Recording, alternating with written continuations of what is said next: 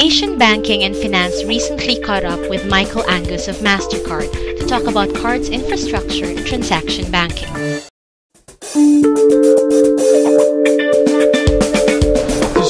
The payment card network has some advantages over other networks. It's got some disadvantages too. The advantages are really it's global, and it's fast, and it's a new network, so we can attach a lot of information to it and track a lot of information. So the advantages in the supply chain, financial supply chain efficiencies are really twofold. One, if you look at how costs are generated in the financial supply chain, the payment itself is a very small part of it. Most of the costs are in initiating the payment and in then reconciling the payment after it's received. And the costs are incurred when exceptions happen, when it goes from being straight through and electronic to being manual interventions. We can attach a lot of information electronically in our network, which allows you to reduce those manual interventions.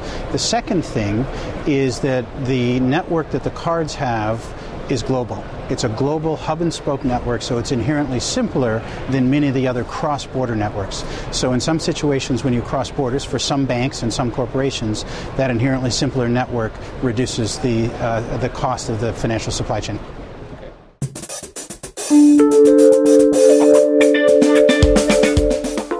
So, and this is a question that a lot of banks are wrestling with right now.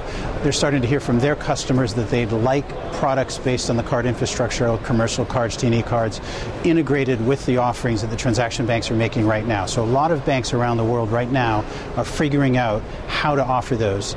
And they realized very early on that it has to be an integrated offering. Companies don't want to deal with many parts of the bank for different payment solutions, so they've realized they have to integrate them. And the trick is that many of the card network solutions have grown up separately. They've often grown up in the retail part of the bank because that's where the scale is and that's where the efficiencies can be gained. So they've grown up in a certain way.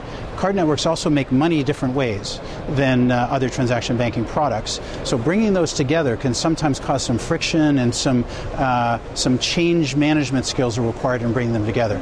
First things that's important is to get them to understand how they value each other, and the second thing is to put a clear set of metrics in place that allow them to both optimize their way of doing business.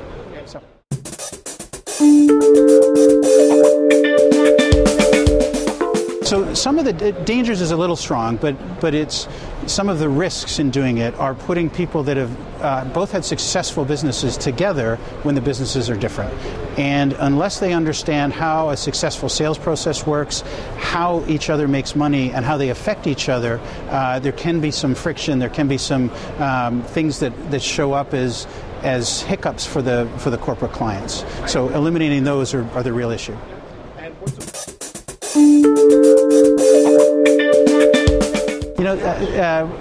Surprises is probably more than we have, but some of the things that we're looking at, one of the reasons that MasterCard is here at Sibos for the first time this year is to really hear from corporate banks, transaction banks, on ways that we can work together using our network to provide more solutions. So we're hoping more to listen and get ideas, but some of the things we're looking at, one of the things really combines our network with mobile. A lot of energy is being spent on mobile point of sale, and there's a number of partners that we're working with who offer very simple, very efficient mobile point of sale, and we're putting together just as simple ways of receiving the money. So we're trying to enable mobile point of sale and then have the merchants both receive and spend on the credit card rails, rather than having to go another step and get into a commercial DDA account. So that's one of the things that might actually be attractive going forward. A long way away, but one of the things we're hoping to develop.